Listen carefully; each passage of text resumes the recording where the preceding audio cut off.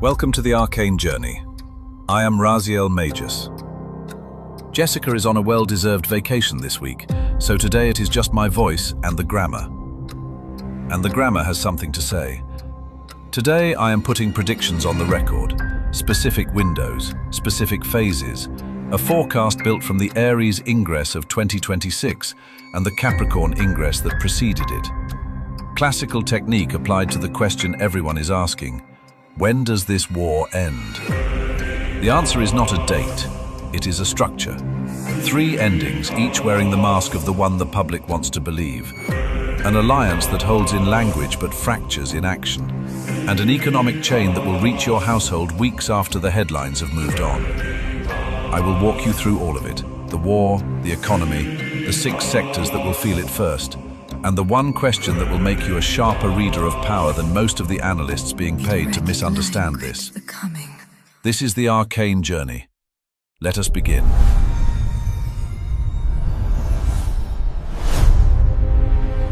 On the 11th of November 1918, a ceasefire was signed in a railway carriage outside Compiègne. The war was declared over. Within 5 years, the conditions of its ending had guaranteed the next one. The treaty that named itself peace was the first sentence of the next catastrophe. This is the ancient pattern.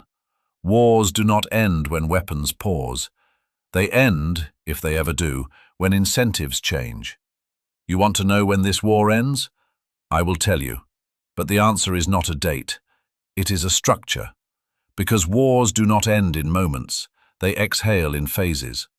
What follows is a forecast built primarily from the Aries ingress chart of 2026, with the Capricorn ingress of 2025 as the deeper causal background.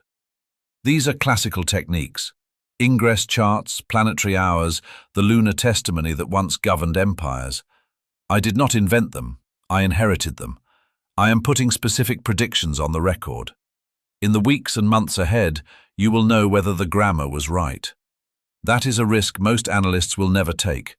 I am taking it now. Before I tell you what happens, I need you to understand the architecture. The Aries ingress is the chart cast for the moment the sun enters Aries at the spring equinox. In classical mundane astrology, this chart governs the political and material conditions of a nation for the following year. It is the master document. The Capricorn ingress, cast at the winter solstice before it, establishes the causal background, the pressures, the debts, the unresolved tensions that the Aries ingress then activates. When you read them together, you are reading a sentence that began forming in December and reaches its verb in March. The Capricorn ingress of 2025 established the conditions: structural erosion, alliance fragmentation, economic pressure accumulating beneath diplomatic language. The unresolved tensions of a conflict that has been managed, not resolved. The Aries ingress of 2026 activates those conditions, and it does so with a specific grammar.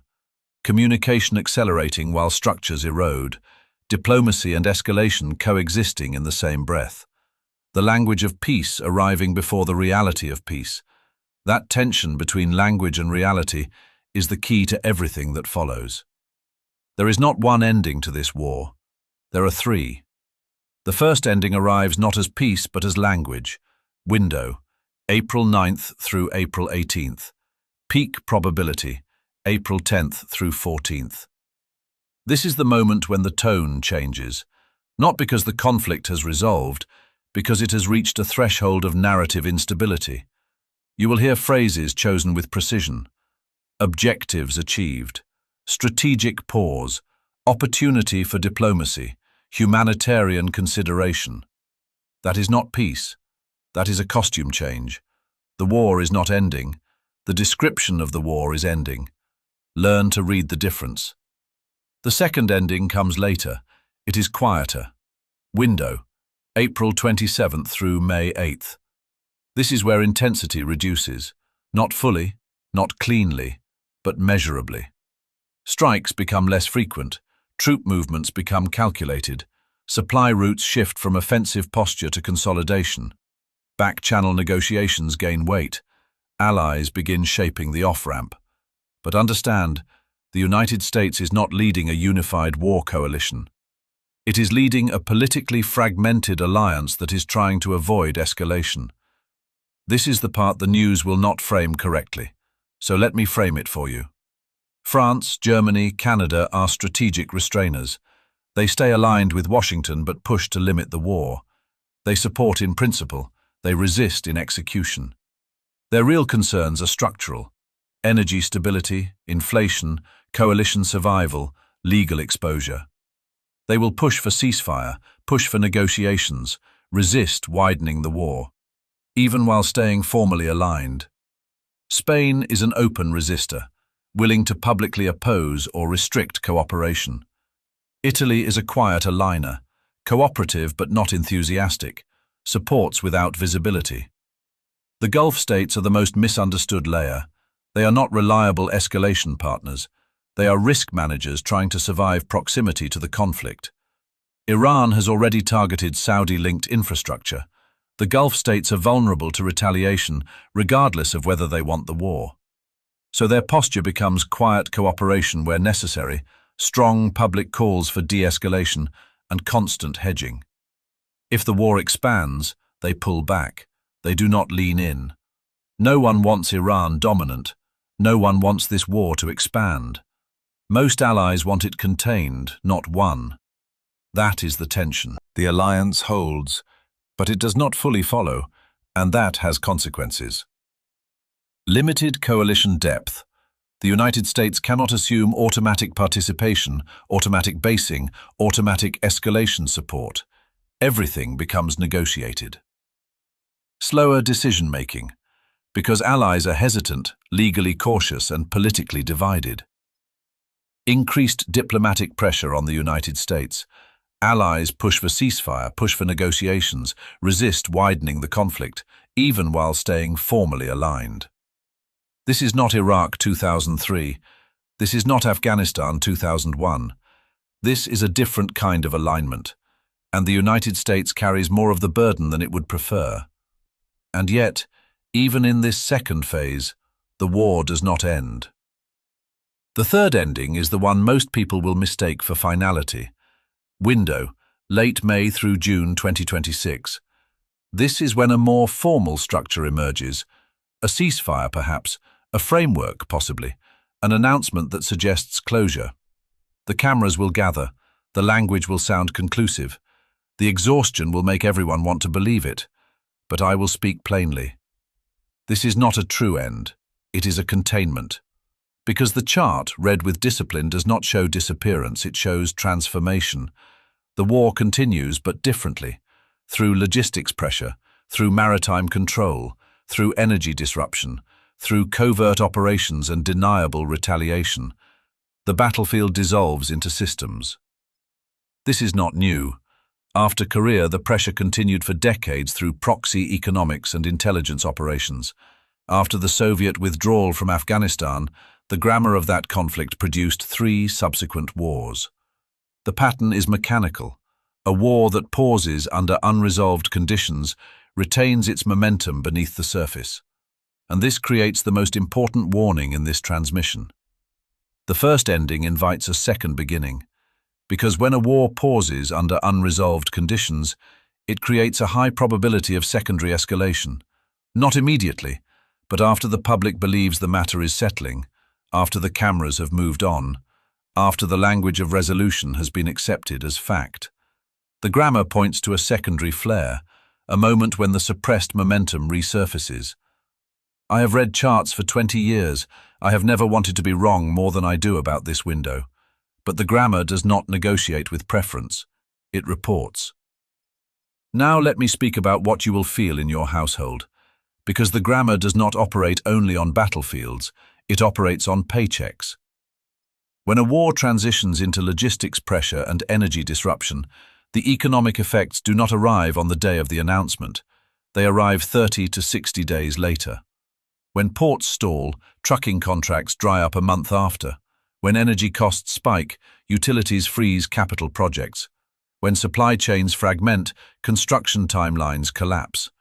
When hospital systems absorb sudden regulatory changes, Rural clinics feel the strain first. Cities manage with overtime.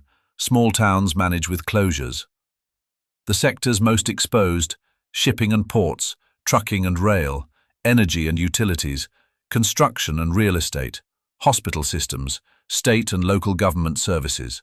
If you work in any of these 6 sectors, the grammar is speaking directly to you.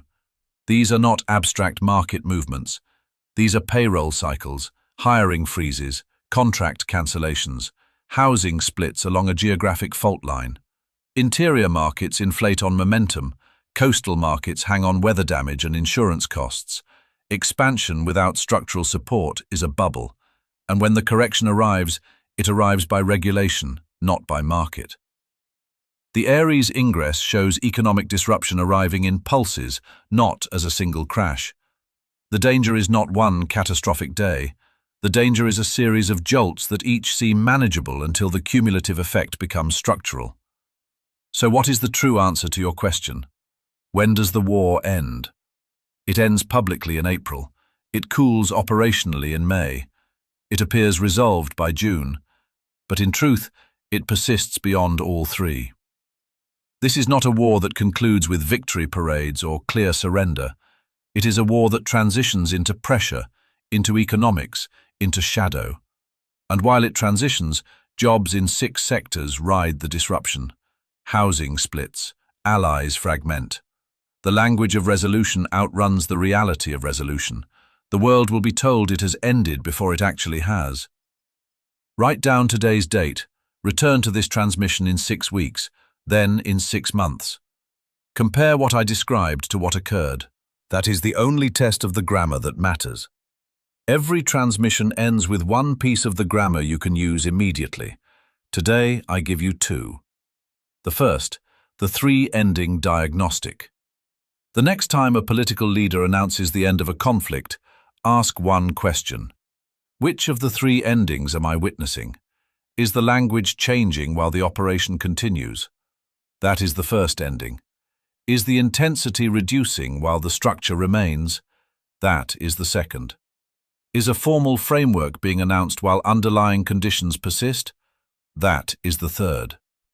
This single question will make you a more precise reader of power than the majority of analysts paid to interpret these events.